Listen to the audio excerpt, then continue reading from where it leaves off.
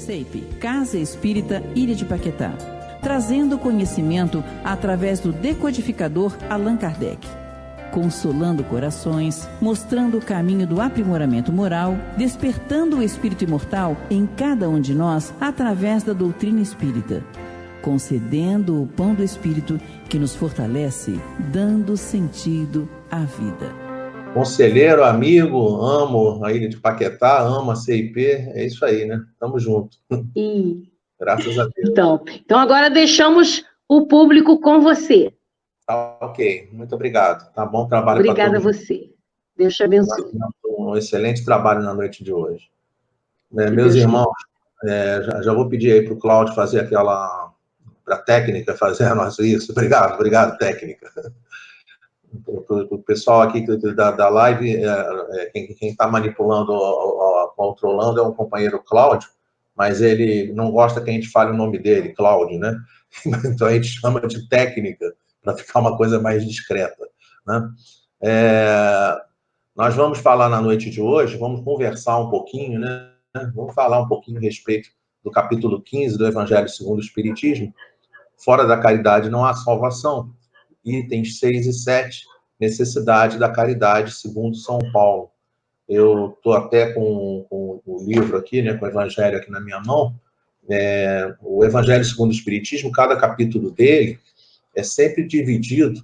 Primeiro tem os artigos, né, tem os itens que são relativos ao que Kardec traz, Kardec escreveu, e um pouco depois a gente tem instruções dos espíritos, que são ditados de espíritos de reuniões, né? Então, por exemplo, nesse capítulo especificamente, instruções dos espíritos é apenas o item 10, fora da caridade não há salvação, que foi trazido por Paulo o Apóstolo em Paris em 1860.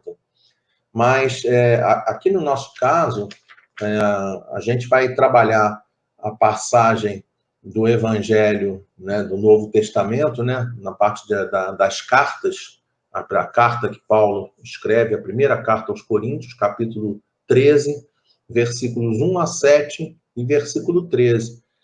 Isso daí é o item 6 do Evangelho segundo o Espiritismo. O Evangelho segundo o Espiritismo também transcreve, né, da maneira como está dentro do Novo Testamento. E depois o item 7, aí sim Kardec faz alguns comentários a respeito dessa série de informações que Paulo de Tarso trouxe para a gente. No nosso caso aqui especificamente, antes, né, como aqui tem a palavra caridade aqui em cima, e fora da caridade não há salvação, e tem aqui também necessidade da caridade segundo São Paulo, a gente sempre gosta de começar o estudo trazendo, né, e relembrando aquela clássica questão 886 do Livro dos Espíritos: qual é o verdadeiro sentido da palavra caridade como a entende Jesus? Eu queria dizer a vocês que quando a gente pega, né, o Livro dos Espíritos, né, a gente trabalha o tempo todo tentando o máximo possível, né, preservar o código kardeciano, tá? Na questão 886, eu estou aqui com a tradução de Evandro Noleto, ele escreve assim: qual o verdadeiro sentido da palavra caridade, como Jesus a entendia?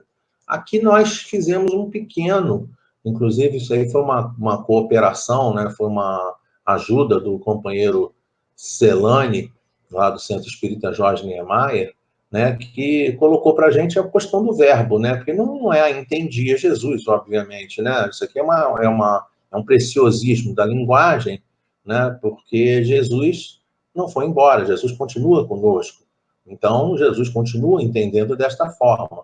Então a gente prefere utilizar essa questão, essa interpretação, né, esta tradução, qual é o verdadeiro sentido da palavra caridade, como a entende Jesus.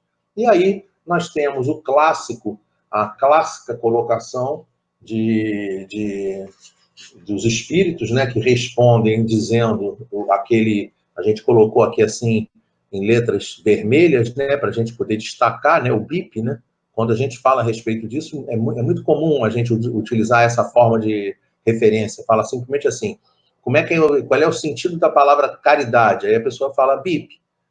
BIP por quê? Benevolência, B de benevolência, I de indulgência, P de perdão.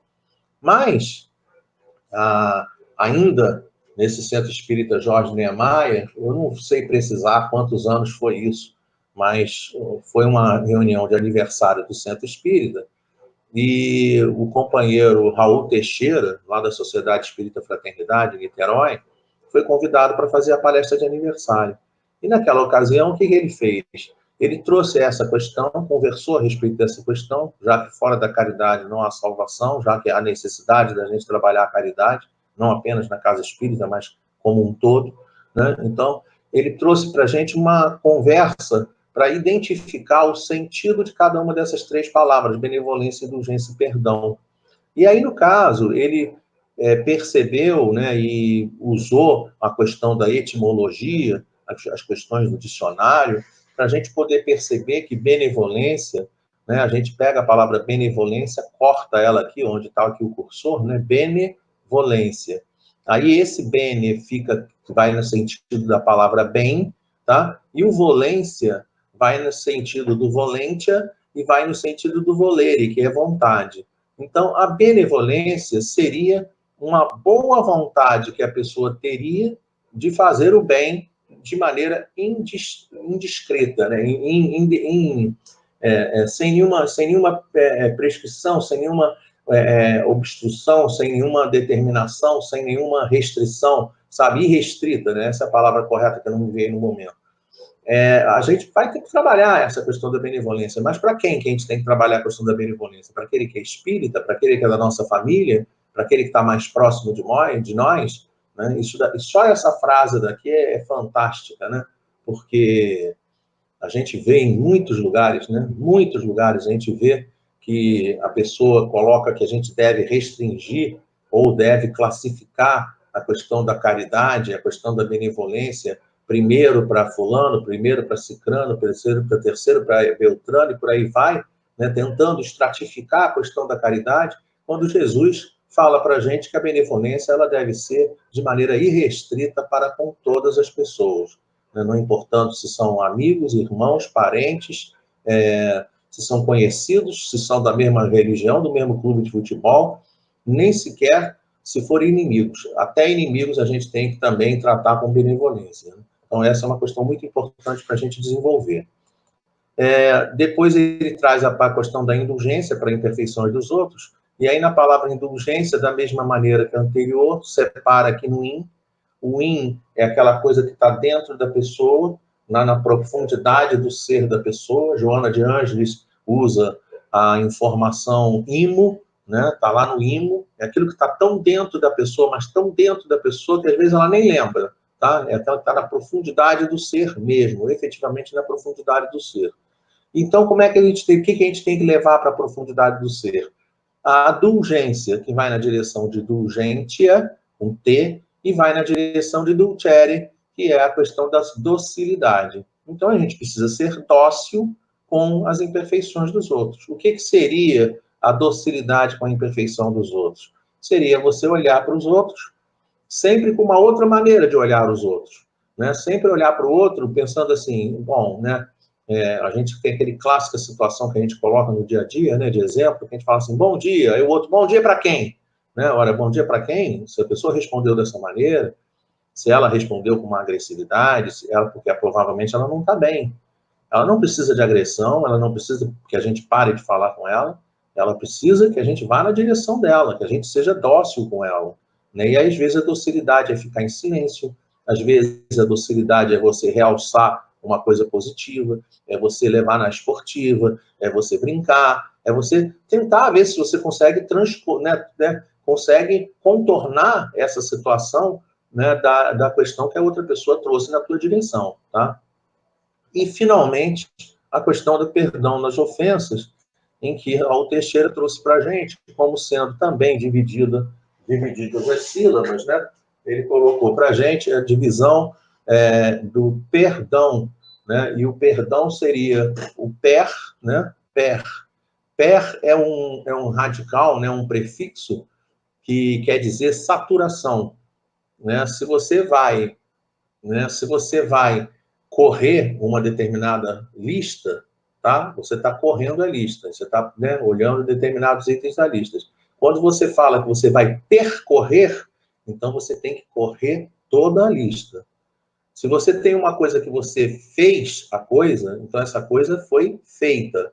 Agora, quando a coisa foi feita na maneira mais maravilhosa que possa acontecer, então esta coisa foi perfeita, né? Hoje, por exemplo, eu estava conversando com uma amiga pela internet. Hoje, no meu almoço aqui, eu tinha um creme de leite que estava meio vencido, né? Meio vencido não, né? Vence no final do mês, tá? Não estava vencido não, né? Para o pessoal não ficar assustado. Minha mãe deve estar até vendo o vídeo aqui, vai ficar assustada. Nossa, meu filho está comendo comida vencida. Não está vencida não. Era 20 e tanto, né? Essa semana agora que vai vencer. E aí eu peguei e falei assim, vou fazer um arroz à piemontese. E aí eu fiz um arroz à piemontese. Eu quero falar para vocês que esse arroz à piemontese não ficou feito.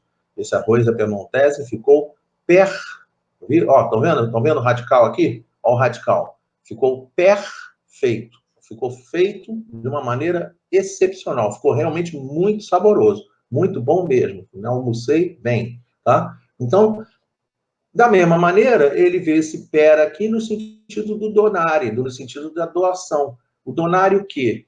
A gente outro dia estava conversando com os irmãos, né? É o donare a outra face. Quando você tem uma moeda, estou chegando aqui pertinho de vocês, não sei se vai conseguir registrar a claridade, tá? Mas aqui a moeda está aqui a cara, tá? O que você precisa fazer? Oferecer a outra face. Simplesmente oferece a outra face.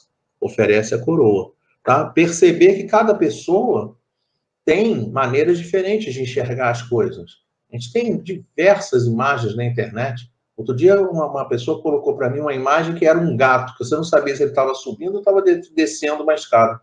Depende do ponto de vista. Tem aquele outro caso clássico da pessoa bota um 6, né?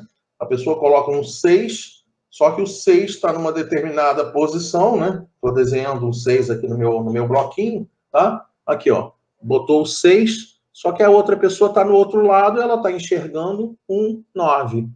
O que está correto? É o 6 ou é o 9? Os dois estão corretos. Vai depender do ponto de vista da pessoa.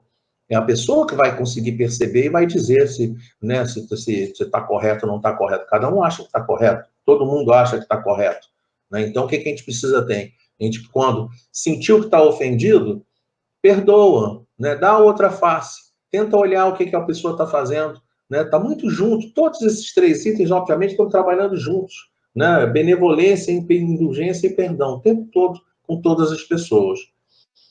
Dessa forma, como a gente estava dentro do tema do trabalho, né, a questão da caridade, segundo Paulo de Tarso, a gente lembra da questão de Paulo de Tarso, né, uma passagem dele aqui diante da visão de Jesus, que aí, logicamente, ele cai, né, cai do cavalo, né, como algumas pessoas falam, ele cai do camelo, como outros historiadores falam. Outros dizem que ele não caiu de lugar nenhum, porque a queda é uma queda moral, é uma queda de ética, é uma queda moral, porque diante de Jesus, ele percebe que o paradigma que antes ele achava que era Moisés está a 180 graus praticamente, né? Não 180 graus, mas de maneira muito radical, diferente da maneira como ele procedia. Ele não tinha que impor nada, ele tinha que, na verdade, era servir, né? E é isso que ele vai aprender no decorrer do tempo da sua vida. E aí, o que ele traz para a gente? O que Paulo traz para a gente? Vou tentar passar aqui o controle para aqui. Ele traz para a gente, né, que, aqui essa questão do evangelho, né, a caridade, ela está ao alcance de todo mundo. Tá? Essa frase aqui é uma frase muito potente, muito forte. Tá? Eu sublinhei esse todo mundo aqui, marquei de cor diferente. Tá? A caridade está ao alcance de todo mundo, do ignorante como do sábio, do rico como do pobre, e porque independe de qualquer crença particular. Isso é muito importante para a gente. Eu, quando coloquei essa imagem aqui assim, eu fiquei pensando assim, caridade é o amor em movimento, tá? É o amor em ação. Eu fiquei pensando assim, que todas as pessoas, aqui assim, essas pessoas não são as pessoas de uma família, não são as pessoas de um grupamento, não são as pessoas de um centro espírita, não são só as pessoas de um centro espírita, não são só as pessoas cariocas, não são só os brasileiros, não são só os companheiros do planeta Terra, não são só encarnados nem desencarnados. É todo mundo. Quando fala todo mundo, é todo mundo mesmo, tá? Todo mundo, todas as pessoas do universo, toda a obra da criação está acessível para a questão da caridade. Isso daí é para a gente muito importante, porque às vezes a gente tem um certo hábito, né, de querer estigmatizar, né? A gente quer tratar de maneira diferente, né? O fulano é sábio, então ele é muito sábio, então você deve até colocar a pessoa como se fosse uma pessoa privilegiada. Não, ele é sábio porque ele está num estágio diferente, ponto, e não precisa pensar dessa forma. Não precisa pensar mais do que isso, entende? Ele é rico, tudo bem, ele é rico. Tá? Tem dores, tem sofrimentos, tem problemas, tem aborrecimentos, tem um monte de coisa, da mesma maneira como todas as outras. Tá? Uma vez a gente viu escrito assim, melhor do que chorar é chorar em Paris. Aí eu olhei e falei assim, chorar em Paris? Né? O melhor é não chorar. Né? Se você entre chorar no Rio, chorar em Paris, é melhor não chorar. Essa que é a verdade. Então, a gente tem que ter muito cuidado com essas frases, para não cair em armadilhas e para a gente poder entender que a lei do amor é o mandamento maior. É isso que a gente tem que trabalhar, é isso que a gente tem que atender em todas as vertentes, em todos os lugares, em todo o mundo, em todo o universo, em todos os mundos, em tudo quanto é canto, todas as pessoas, independente, inclusive, da crença que a pessoa possui. Paralelamente a isso, a gente lembrou também que quando a gente faz o bem, toda vez que você trabalha a questão da caridade, né, isso você já deve ter percebido isso na vida de vocês, né? Qualquer pessoa que já fez a caridade uma vez, a pessoa faz a caridade, ela se sente bem, né? Ela tem que tomar cuidado também com isso, né? Porque às vezes a pessoa pensa assim, então faz a caridade, aí a pessoa fica, eu fiz a caridade, fica todo cheio. Não, isso aí não é isso que a gente está falando. A gente está falando daquela sensação que está dentro da pessoa, que ela diz assim, eu fiz exatamente aquilo que eu deveria fazer, sabe? O serviço bem feito, é o serviço perfeito. Eu fiz o que eu deveria fazer, eu dei o meu melhor, eu fiz da melhor forma possível. Então, quando a gente faz isso, né, dentro do nosso campo mental, o nosso campo mental começa a florir. Essa casa que está aqui, eu não pensei em uma casa, né, apenas uma casa no campo, né, com essa floresta maravilhosa, com essas flores na frente. Eu não pensei nisso, eu pensei em uma casa no campo, que fosse uma casa que estivesse exalando essa energia relativa a esse conjunto de flores, de folhas, né, de árvores, dessa ambiência. De maneira que a gente faz o bem, quanto mais o bem a gente faz, né, como Tia Vilma falava, quanto mais o bem a gente faz, mais rico de bem a gente fica.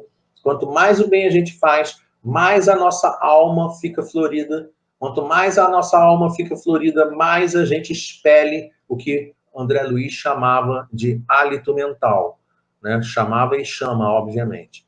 Né? O hálito mental. O que é o hálito mental? É a gente exalar. A gente, às vezes, chega perto de uma pessoa, na hora que você chega perto da pessoa, você fala assim, nossa, que paz. Sabe? Por que você sente isso? Porque você sente isso porque o hálito mental daquela pessoa exala, né, uma ambiência, exala uma vibração de paz, de harmonia, de serenidade. Infelizmente, às vezes a gente vai na presença de outras pessoas e aí você fala assim, nossa, a pessoa está em conflito. E aí a gente percebe que a pessoa está em conflito. Então, o hálito mental, isso não é uma coisa física, tá? Isso daqui é uma coisa, sobretudo, uma coisa, né, é uma coisa, mente, atributo do espírito. Então, mente é uma qualificação espiritual. Quanto mais qualificado espiritual, melhor é o hálito mental da pessoa. Então, Paulo de Tarso vai trazer para a gente essa carta, né, essa beleza de carta, né, que tá dentro do capítulo 13, né, da primeira carta aos Coríntios. Ele traz essa beleza de passagem, né, que ele começa, dos versículos 1 a 7, ele começa dizendo assim, ainda que eu falasse as línguas dos homens e a língua dos próprios anjos. Né? Na hora que eu pensei nisso, eu pensei assim, né, que às vezes a pessoa ela começa a ter aprendizado, ela começa a ter, né, uma maneira rebuscada de conseguir falar, né, ela consegue fazer as coisas de uma maneira muito boa, né? Me lembro de uma vez conversando com uma amiga, ela disse para mim assim, Eduardo, né, ela baixotinha, né, ela virou para mim e falou assim, Eduardo, não é aqui que está a situação que a gente tem que trabalhar, tá? Não é aqui. A gente tem que trabalhar aqui, ó, é o coração, é o sentimento, tá? Porque às vezes a gente consegue aprender, isso aqui é espetacular, né? Lá na questão, tem uma questão do Livro dos Espíritos que fala da questão da moral, que fala do desenvolvimento das pessoas, melhor dizendo, né? Que diz assim, que a gente tem o desenvolvimento intelectual, tem o desenvolvimento moral. E aí, a gente entende que tem que desenvolver intelectualmente para depois desenvolver moralmente. Tá, ok. Mas só que tem que esse intelectualmente que está aqui não é o intelectualmente que a gente está acostumado a pensar. Tá? De nada adianta. A pessoa pode ser assim, falar um português perfeito, não fala palavrão, sabe usar a crase no lugar correto, pontua direito, escreve direito, faz tudo direito. Tirar 10 na redação do Enem. De nada adianta fazer isso se a pessoa não trabalhar o sentimento dentro dela. O cara pode ser um exímio trabalhador na parte da matemática, né? 5 vezes 5, 25, 10 vezes 10, 100, 11 vezes 11, 121, 12 vezes 12, 144. Cara, nossa, o cara é bom de matemática. 3 vezes 3, 169. Nossa, ele é bom de matemática. O que adianta ser bom de matemática se você não consegue fazer a questão da caridade, se você não consegue amar, se você não consegue ter o sentimento alocado no momento correto. Então, o que Paulo de Tarso queria colocar para a gente era mais ou menos isso. Ele já está começando a apontar nessa direção. Né? O que adianta falar a língua de todos os homens? O que adianta falar a língua até mesmo dos próprios anjos? No caso específico de Paulo de Tarso, como ele praticou a caridade, como ele foi uma pessoa que construiu a caridade, então ele desencarna. Essa imagem aqui é uma imagem de um projeto de um companheiro de São Paulo, chamado Américo Sucena, chamado Projeto Imagem, né? E aí Paulo de Tarso desencarna e vai na direção de Jesus, Abigail e Estevão, que vão receber Paulo de Tarso na sua desencarnação. Isso consta do livro Paulo e Estevão, de Emmanuel. E aí, ele, quando fala essa carta, quando ele começa essa parte da carta, ele diz assim, ainda que eu falasse as línguas dos homens e a língua dos próprios anjos, e aí ele faz uma referência sensacional, né? Ele fala assim, se eu não tiver caridade, serei como o bronze que soa ou como o símbolo que retine. A gente não consegue saber do que ele estava falando, tá? Por quê? Porque isso aí foi uma coisa que foi escrita lá atrás, anos 70, 80, 90 da era cristã. Isso aí é uma coisa escrita lá atrás, é muito tempo que foi escrito isso. Tá? Isso aqui é uma coisa que a gente, quando vai traduzir, muitos irmãos já falaram no sentido da questão da pessoa pensar no sino, né? Do sino da igreja, do badalo do sino fazendo barulho do bronze, o sino de bronze. Né? E a pessoa pensa nisso, mas não é disso que ele estava falando. Naquele tempo não tinha igreja, naquele tempo não tinha sino. Tá? O que existia naquele tempo era um objeto, era esse objeto que está aqui, né, chamado sistrum, né, ou sistro, como queiram, né, que vai dar origem a esse objeto chamado símbolo, tá? E esse sistro, esse objeto aqui, né, era um objeto super antigo, tá? Utilizado por mulheres e nobreza, né? Mulheres da nobreza, sacerdotisas, né? Na parte lá do Egito. Lá no Egito, elas faziam culto, né? a vários deuses, né? Isso aí eles tinham vários deuses, Horus, por aí vai. Mas aqui no caso específico, era principalmente para as deusas Hathor, né? H-A-T-O-R, que era a deusa do céu, era a Ísis, que era muito associada à questão da cura de doenças. Também tinha uma outra deusa chamada Bastet, né? B-A-S-T-E-T. Estou falando da maneira como a gente, que eu leio, né? Se é assim, eu não sei, né? Mas a gente lê dessa forma, Bastet, né? tá? E aí essa deusa era uma deusa da fertilidade. E na hora que eles usavam, elas, no caso, das mulheres da nobreza e as sacerdotisas utilizavam, eu trouxe para vocês o barulho que o instrumento fazia, tá? Ele tinha nesse formato aqui, tá? Mas também tinha nesse outro formato que vai aparecer aqui no vídeo para vocês.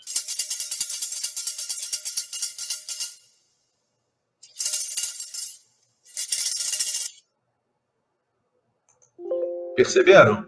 Então, é uma coisa muito legal, tá? É muito legal, porque isso mostra pra gente que era disso que ele estava falando. O que ele estava falando? Ele estava falando que não adianta nada você, na hora do teu culto, na hora de você trabalhar a questão da tua vida, não adianta nada você ficar fazendo a tua ligação com a divindade por intermédio de um barulho.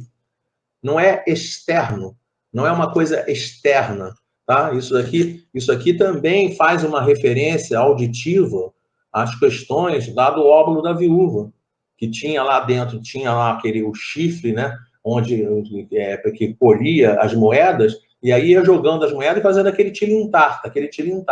Tá? Então ele está falando para a gente assim, está falando assim, ei, você não é externo, não é de maneira exterior, não é uma maneira exterior que você tem que fazer a caridade. A caridade é lá dentro da pessoa. É lá dentro da pessoa. Muitas das vezes, quando a gente vai fazer uma caridade, quando a gente vai ajudar uma pessoa, a outra pessoa percebe. A gente acha que as pessoas não percebem, mas às vezes a pessoa percebe. A pessoa está olhando para você e aí você está pensando assim, tá tudo tranquilo. Não, não está tudo tranquilo, não. Porque a pessoa está vendo que você está querendo se livrar dela, né? Às vezes a pessoa está vendo que você não está sendo sincero. Então, precisamos ter o cuidado devido na hora que a gente vai fazer a caridade. É isso que ele está tentando colocar para a gente. Ele diz assim, ainda que eu tivesse o dom da profecia, que penetrasse todos os mistérios, e tivesse perfeita ciência de todas as coisas. Olha, mostra para a gente as coisas que não são fundamentais. Não precisa ter dom da profecia, não precisa enxergar o futuro, não precisa penetrar nos mistérios das coisas, eu não preciso ter sabedoria sobre as coisas que estão acontecendo. Para eu ajudar a pessoa, eu não preciso que a pessoa me conte a história toda. Não preciso. Às vezes a gente pensa, né, que, então eu vou fazer uma investigação na vida daquela pessoa. Você não tem que fazer investigação na vida da pessoa. Ele me pediu dinheiro. Será que ele vai usar o dinheiro para beber? Você não tem que pensar se ele vai usar o dinheiro para beber. Se ele vai usar o dinheiro para beber, o problema é dele, não seu.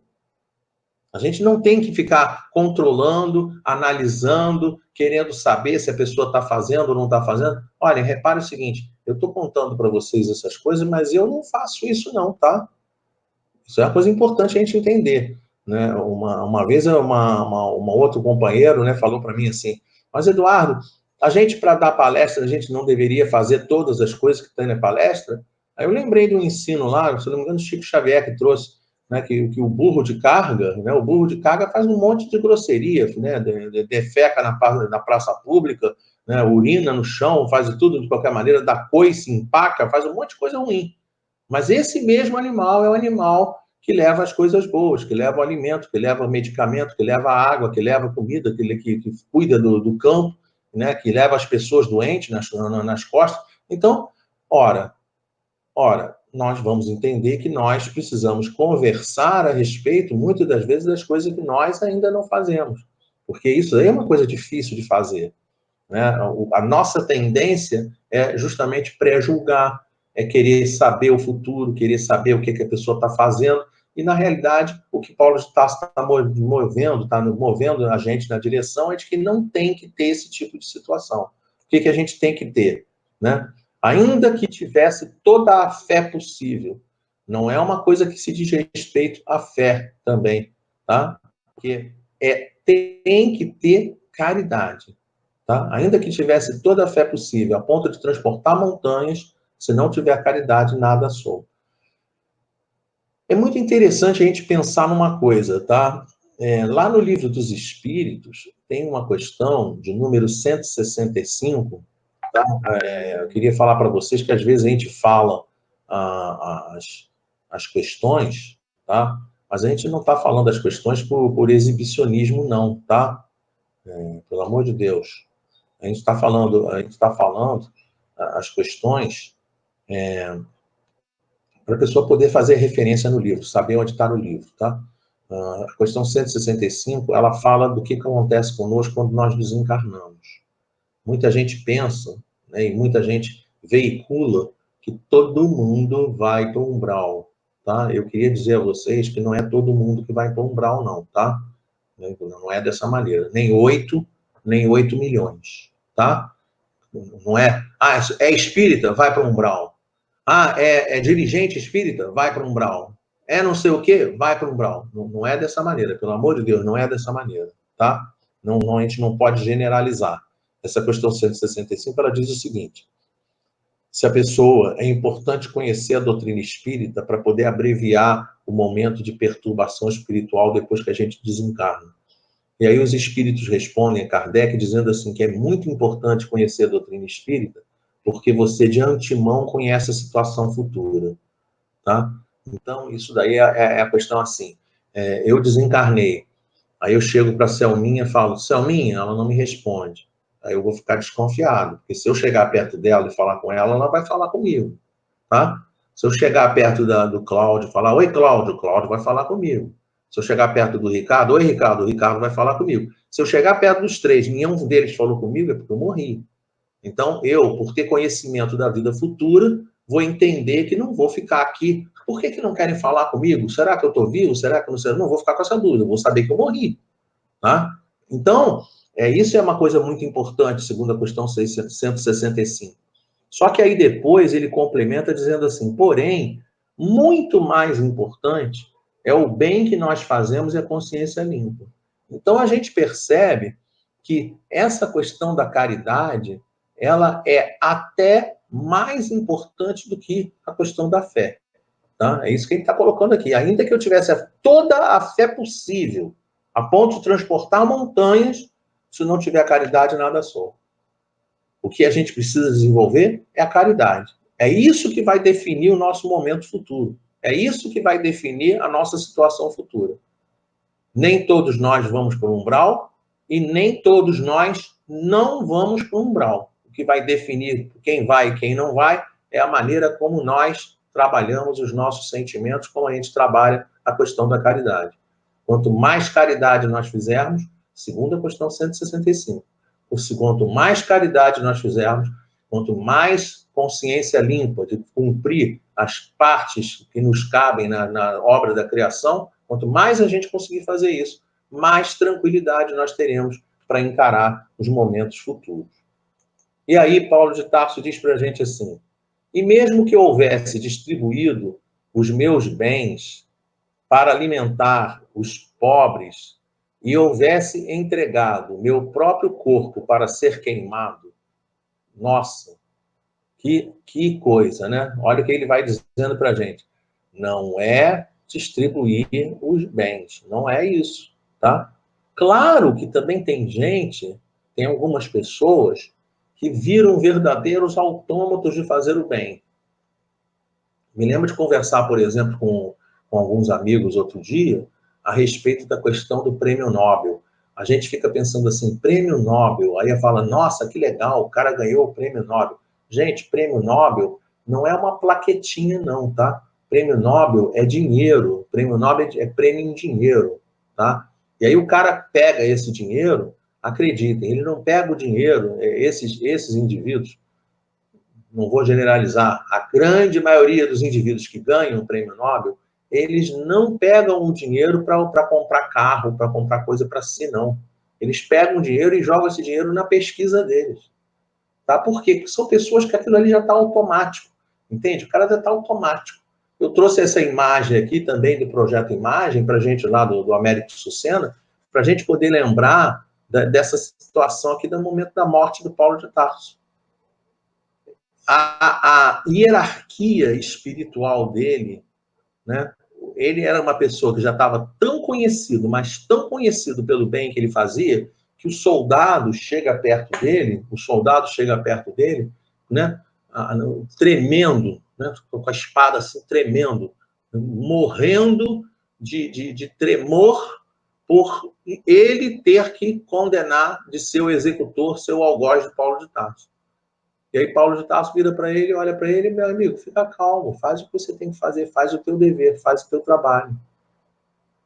Eu fico imaginando o que seria isso, né? A tranquilidade de um Paulo de Tarso lidando numa situação como essa. Mesmo que eu houvesse distribuído meus bens para alimentar os pobres e houvesse entregado meu próprio corpo para ser queimado, se não tiver caridade, tudo isso de nada me serviria. Aqui eu lembrei, né, e coloquei a referência do nosso querido Francisco de Assis. Poderia colocar, né? Eu poderia colocar Madre Teresa de Calcutá, poderia ter colocado Irmã Dulce, poderia colocar, né, botar o nível do pessoal que teve estigma, né? Estigma teve Francisco de Assis, que eu saiba, né? Francisco de Assis, Rita de Cássia, Fabiano de Cristo, são aqueles que tiveram estigma. Mas a gente vai trabalhar, a gente vai pensar aqui, né, que a pessoa tem que fazer a caridade, e quando ela consegue estar dentro desse autômata, ela chega diante da pessoa que está com a doença transmissível, e ela vai lá e faz o mesmo trabalho da mesma maneira, tá? Não dá para a gente chegar numa hora dessa, como essa daqui assim, não dá para a gente chegar com uma hora como essa e não considerar que nós estamos em época de coronavírus, em época de Covid, e que a gente tem um monte de pessoas que estão trabalhando pesado em nosso benefício. Um monte, não uma ou outra, não, um monte de pessoas. São os médicos, são os enfermeiros, são o pessoal da motorista de ambulância, pessoal de trabalho administrativo nos hospitais, né? Toda a parte de laboratório, a parte de supermercados, caminhoneiros. Gente, é muita gente que está trabalhando, é muita gente que está trabalhando em nosso benefício, muita gente, tá? Isso não pode ser considerado como sendo simplesmente estar trabalhando porque está cumprindo o seu trabalho, porque está sendo pago para isso. Não acreditemos nisso, não. São pessoas que são idealistas, são pessoas que chamam para si a responsabilidade do cuidado com o próximo. Tá? Isso é uma coisa maior do que simplesmente trabalho profissional, na grande maioria das vezes, tá? Na grande maioria das vezes. Paulo de Tarso, quando chega nesse momento da carta, ele começa a trazer várias palavras, né, que a gente procurou trazer o sentido das palavras no dicionário. Né? Então, por exemplo, ele fala assim, a caridade ela é paciente. Paciente está indo em direção de que palavras? Né? Não é paciente, a pessoa tem que ter paciência. Não é isso, não. É no sentido de tolerar, é no sentido de suportar. Suportar é uma palavra muito legal, porque a gente fica pensando assim, eu não suporto fulano. Mas, na realidade, suportar é dar suporte. É isso que a gente tem que fazer. Então, essa palavra paciência, ela está indo na direção de nós darmos suporte às pessoas que estão ao nosso lado, que precisam de ajuda. Todos nós somos capazes de ajudar outras pessoas. Todos nós, independente do nosso tamanho, independente da nossa condição. Todos nós temos capacidade, temos possibilidade de ajudar outras pessoas. A caridade é branda. O que é essa brandura? Ela é suave, ela é elogiosa, ela é atraente. Que palavras são essas? Né? Que sentido de palavras são que a gente está querendo colocar aqui? Né? É elogioso no sentido do seguinte, você olha uma pessoa, ela tem assim, isso, tudo isso de negativo, mas ela tem isso de positivo, então realça o positivo. Realça o que ela tem de bom. O que está acontecendo atualmente? Isso, tudo isso aqui de negativo. Esquece o negativo, vamos falar do positivo. Pode até falar do negativo, mas fala do negativo ao voo. Fala do negativo assim, falei. Muito rápido. Não fica vibrando, não fica discutindo, não fica falando o tempo todo do lado negativo. Me lembro de receber uma mensagem uma vez de um gráfico né? A pessoa postou o gráfico, falou assim, nossa, olha a situação, como é que está. O número de mortes por coronavírus continua crescendo. A gente olhou aquilo ali e ficou pensando assim, gente, não tem como diminuir o número de mortos, gente. Se morreu 10 no primeiro dia, se morreu 10 no segundo, vai crescer o número, o acumulado vai crescer. Se o número de mortos é 10 mil, não vai passar para 9.999. Não tem como diminuir o número de mortos. Então, esse gráfico é um gráfico que não acrescenta nada. Ele é um gráfico, é um terrorismo, é uma vibração que não leva a nada, ninguém a lugar nenhum. Tá? Então, se quer se orientar a respeito de alguma coisa, então alerta para as pessoas, gente, o vírus é grave, ok, ponto. Mas nós estamos procurando esse remédio, nós estamos procurando essa vacina, nós estamos procurando isso daqui assim. Se você lavar a mão, você pode se proteger melhor e proteger aqueles que estão contigo. Se você usar máscara, você pode se proteger e proteger aqueles que estão contigo. Se você der o exemplo e falar para as pessoas, fulano, esqueceu a máscara. Se andar com uma máscara extra, doa a máscara para a pessoa. Ou seja, a caridade, ela atrai a pessoa na tua direção. Ela é atraente, ela é suave. É uma coisa que a gente, quando vê a caridade acontecendo, a gente, uau, que legal. Tá? É isso que fica na nossa cabeça. A caridade é benfazeja. A pessoa gosta de fazer o bem.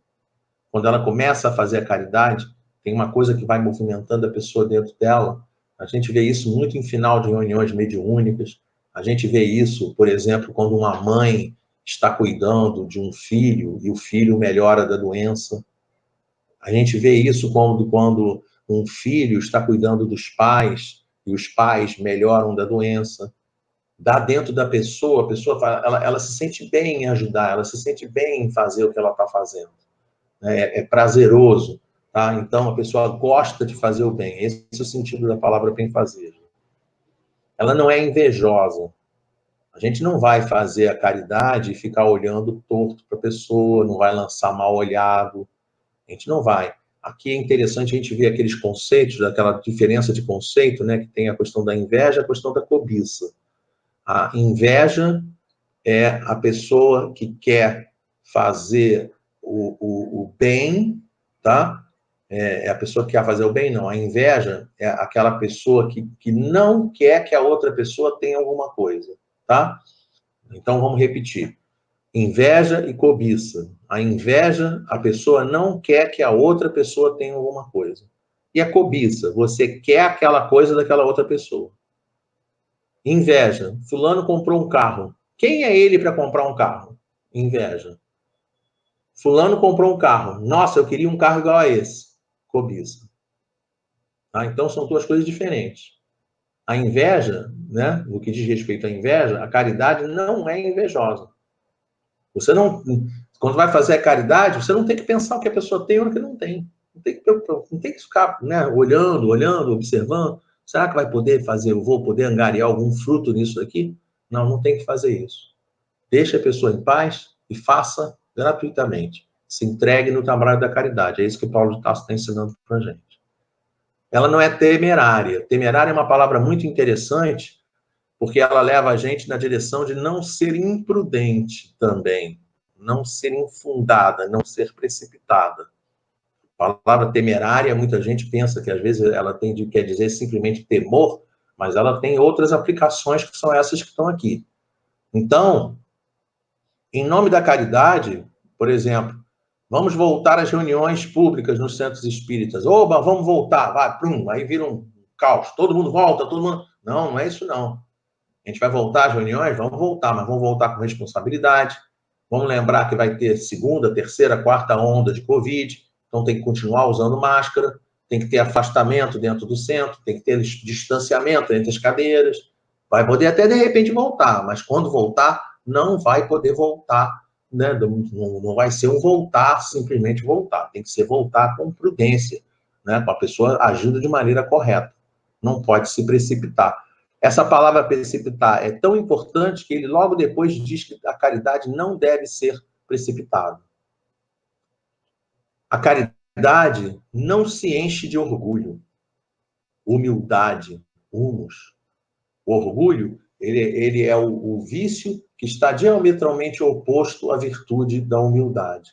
Humildade, muita gente tem dificuldade em entender a humildade. Humildade é você ter conhecimento da sua capacidade. Você tem noção do seu tamanho. Tá? Então, é aquela questão da pessoa conseguir entender o que ela é, do que ela é capaz de fazer. Você pode atender 10 pessoas? Não, não posso. Então, não faça. Você pode atender 5 pessoas? Posso. Então, faça. Pode atender 2 pessoas? Posso. E 5? Você pode atender 5, mas aí você diz que não pode. Não está sendo humilde. Então, se você sabe que pode atender 5, atenda 5. Se você sabe que não pode atender 10, não seja precipitado, não se lance, né? Não seja arvorado, não se lance sem ter a capacidade de fazer o que você tem que fazer. Então, a questão aqui da caridade, ela não se enche de orgulho, né? Ela é ligada à humildade, ligada ao humus, à terra. Tá?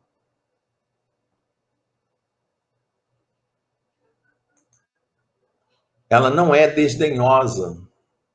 Né? Desdenhosa é uma palavra que vai em direção de dignare, né? Dignare, que é dignação, né? Considerar de valor ou adequado. Esse desdenhosa aqui assim, eu vou tentar explicar para vocês. Esse que está aqui assim, é desprovido, desde desprovido, de isento, de não ter. Então, ele está querendo dizer que a caridade, ela não é uma caridade, que a caridade não deve funcionar de uma maneira que não considere o valor ou a adequação das pessoas. Então, a gente tem que o tempo todo trabalhar no sentido de dar valor às pessoas, de dar dignidade às pessoas. Esse é o sentido dessa dignidade da pessoa. A caridade não cuida dos seus próprios interesses, claro, né? Se você estiver apontando para a tua direção, é porque você não está sendo caridoso, você está sendo vaidoso, está sendo egoísta, está pensando em si, não pensando nos outros. A caridade não se agasta. Agastar aqui usa como sinônimos zangar, irritar, afligir. A caridade, ela não se azeda com coisa alguma, tá? Esse azeda com coisa alguma, eu coloquei aqui assim como uma interpretação de indignação ruim, tá? Indignação ruim. O que seria essa indignação ruim? Porque, na realidade, essa palavra indignação também é uma palavra que, com o passar do tempo, ela se transformou numa palavra pejorativa, né? Passou uma palavra muito, não pejorativa, mas muito negativa, sabe? A pessoa fala assim, fulano está indignado. Aí é como se o cara tivesse indignado, não sei lá, mas não. A palavra, originalmente, ela quer dizer né, para dentro da pessoa, a pessoa tem que trazer a dignidade para dentro dela. Então, ela deve buscar, a partir do momento que ela olha para as coisas, ela sempre tenta realçar nas coisas as questões de dignidade. Tá? Então, o que acontece? A caridade, ela não se azeda com coisa alguma. Ou seja, ela não vai trabalhar a indignação ruim. Tá? O que a caridade vai fazer? Ela não vai suspeitar mal. A verdadeira caridade. Mais uma vez aqui, aquela dica que a gente tinha dado agora há pouco, né? Ah, fulano me pediu dinheiro. O que ele vai fazer com o dinheiro? Será que ele vai beber? Não tem que suspeitar mal, senão você não está trabalhando na caridade. Esse é o entendimento de Paulo de Tarso. Ela não se rejubila, não se alegra com a injustiça, mas se alegra com a verdade. Então, tem alguns termos assim que não tem nem o que discutir, né? Não tem nem o que falar, né? Claro, né? Não pode, como é que a gente pode ficar feliz? Como é que a gente pode ficar satisfeito com a injustiça? Não pode ficar. A gente tem que ficar satisfeito com a verdade. Tá? Então tem coisa que não tem nem o que discutir. Tá? Tudo suporta, tudo crê, tudo espera, tudo sofre. Quando a pessoa trabalha na caridade, ela consegue suportar e consegue, né? Ela consegue vencer dificuldades que quem não trabalha a caridade não consegue entender como isso acontece. Paulo de Tarso vai no final da mensagem, no final desse assunto, né, da questão da caridade, né, dessa parte da epístola dele aos Coríntios, e ele pega e fala assim: agora, pois, permanecem essas 3 virtudes: a fé, a esperança e a caridade. Mas dentre elas, a mais excelente é a caridade. Eu quero dizer a vocês que aqui nesse momento, algumas traduções preferem utilizar a palavra amor. Ó, não faz a menor diferença para a gente, tá? Porque para nós a caridade é o amor em movimento, tá? Então, aqui, o que ele está colocando para a gente é que, efetivamente, eu posso ter fé e posso ter esperança, mas eu preciso ter caridade, tá? E isso daí é uma coisa muito legal, que dentro do Evangelho segundo o Espiritismo, já no item 7, né, Kardec começa o item 7 dizendo isso.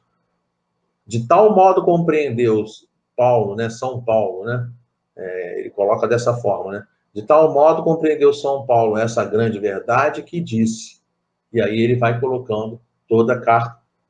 Ou seja, Paulo compreendeu de tal modo a necessidade da caridade que coloca acima da fé. Lembramos, quando dito isso, lembramos de Madre Teresa de Calcutá. Lindinha, né? As mãos que ajudam são mais sagradas do que os lábios que rezam. Para a gente poder lembrar que operar, trabalhar a caridade é efetivamente aquilo que mais a gente deve trabalhar, aquilo que a gente mais deve desenvolver no nosso dia a dia. Nós estamos chegando aqui ao encerramento do nosso trabalho. Eu queria dedicar a todos aí, dizer a todos aí que a paz de nosso Mestre Jesus possa se fazer para todos nós. E nós vamos nos despedindo nesse momento, mas antes eu queria dizer a vocês que a nossa companheira Selma pediu para a gente fazer a prece de encerramento, e ela já vai aí, o nosso companheiro da técnica vai já se preparando aí para colocar o retorno dela, isso aí, perfeito. Né? E nós vamos fazer então esse encerramento do nosso trabalho. Vamos então elevar os nossos pensamentos a Deus, nosso Pai. Deus Pai amado, nesse momento nós louvamos o Teu santo nome. Queremos Te agradecer pela oportunidade do estudo, pela oportunidade de todos nós estarmos nesse momento juntos, unidos em pensamentos, conversando um pouco, aprendendo um pouco a respeito da questão da caridade. Queremos Te agradecer pela doutrina espírita, agradecer pelo Evangelho, agradecer por todo esse conjunto de mensagens que tem chegado para nós nesses momentos de dificuldades, que a gente possa sempre percorrer esses roteiros do Evangelho e da doutrina espírita, roteiros seguros que devem nos levar no caminho da nossa redenção. Mas queremos, nesse momento, também Te agradecer pela presença amiga e generosa de todos esses benfeitores espirituais ligados à Casa Espírita Ilha de Paquetá, bem como queremos Te pedir em favor de todos os nossos irmãos em humanidade. Onde quer que esteja um irmão nosso sofrendo com dor, nós Te pedimos nesse momento, unindo os nossos pensamentos, nós Te pedimos que essas melhores vibrações, essas melhores intenções dos nossos corações possam se somar ao trabalho abnegado desses benfeitores espirituais ligados à Casa Espírita Ilha de Paquetá, ligados ao movimento espírita do Rio de Janeiro, ligados ao Brasil, ligados ao planeta Terra. Que esses benfeitores possam manipular os laboratórios da natureza, possam manipular os laboratórios do espaço, possam se valer de todas as energias necessárias para que todos os nossos irmãos tenham o bem-estar. Que possa ser trazida a cura aos doentes, que possa ser trazido o amparo aos apenados, aqueles nossos irmãos que estão ligados ao coronavírus, aos nossos irmãos dos asilos, dos hospitais, dos orfanatos, aqueles que estão embaixo das pontes, que não têm onde dormir. Onde quer que haja, Senhor, um irmão nosso precisando de ajuda, nós Te pedimos humildemente que eles possam ser auxiliados em tudo que for necessário para continuarem a caminhada na Terra. Abençoa, Senhor, os nossos irmãos encarnados, os nossos irmãos desencarnados. Abençoa, Senhor, a todos nós. É o que nós te pedimos. Graças a Deus. Assim seja. Obrigada, Eduardo. Eu que agradeço, querido. Obrigado mesmo. Muito bom, uma tranquilidade que dá dentro da gente, né? Esse aprendizado, essa oportunidade que a gente tem através desses canais, da tecnologia que avançou tanto, né? De umas décadas para cá, e a gente agora está aí podendo usufruir de tudo isso. E a pandemia, você vê que até isso, a pandemia veio no período certo, que a gente tinha essa tecnologia para continuar recebendo o pão do Espírito e nos transformando com a pandemia e com o auxílio que essas mídias dão para quem usa do seu livre-arbítrio de forma correta, né? Porque a mídia também tem outras coisas para outras pessoas que gostam de outras coisas, mas para quem gosta de coisas no bem, tá aí para fortalecer mais ainda a nossa alma. Agora a Anísia vai fazer a música de encerramento. Está me ouvindo, Anísia? Sim. Isso, então pode tocar a nossa música de encerramento para a gente poder concluir os trabalhos da CEIP, Casa Espírita da Ilha de Paquetá.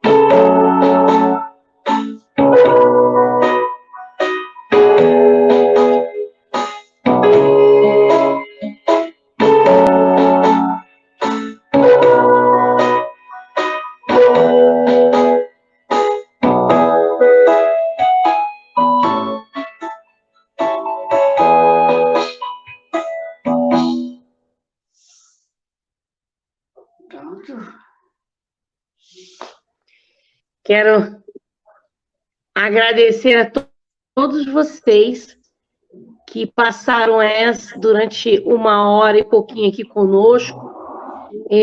Sábado que vem estaremos de volta, 15:45, tá? Com um novo tema, uma nova palestra na live.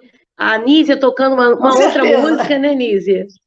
Não deixem de divulgar o nosso canal, não deixem de divulgar as nossas reuniões públicas e outras tantas de outras casas espíritas, tá? Porque isso é muito importante, isso alivia, isso acalma o espírito, isso dá ânimo, tá? Nós temos que fazer a manutenção da nossa esperança. Com certeza. Porque a esperança, ela ainda não está firme em nós, então nós temos que diariamente, com a leitura do Evangelho, com a leitura dos livros espíritas, fazer uma manutenção, e também, quando a gente assiste essas palestras, a gente também está fazendo a manutenção e fortalecendo, até que um dia a esperança vai estar tão dentro de nós, que ninguém vai nos tirar ela, de forma alguma, tá bom? Então, uma boa noite para todos vocês. Eduardo, uma boa noite para você, tua família. Boa noite, Ana. Um forte abraço, Nízia, para você, maridão aí no fundo, Nízia. Dá um abraço nele, Tá bom, Foi um obrigada. prazer conhecê-lo, tá bom? E até sábado que vem, se Deus Se quiser. Deus quiser. Um abraço, Eduardo. Beijo, obrigado, Nízia. Fica com Deus. Todos vocês também. Também, Beijo. tchau. Fiquem com Deus. Tchau, até sábado que vem. Se Deus quiser. Estou te dizendo. A Casa Espírita Ilha de Paquetá, CEIP, agradece a presença de todos. Deseja que tenhamos uma excelente noite de sono reparador, com descanso do corpo físico. E que nosso espírito possa emancipar-se em missão de trabalho no bem ou em estudos em esferas espirituais mais elevadas. Se você gosta do nosso trabalho, inscreva-se no canal, dê seu like e compartilhe com amigos para que mais e mais pessoas possam ter acesso à nossa doutrina consoladora. Divulgar o Espiritismo também é caridade. Fique com Deus e que a paz de Jesus vos guie.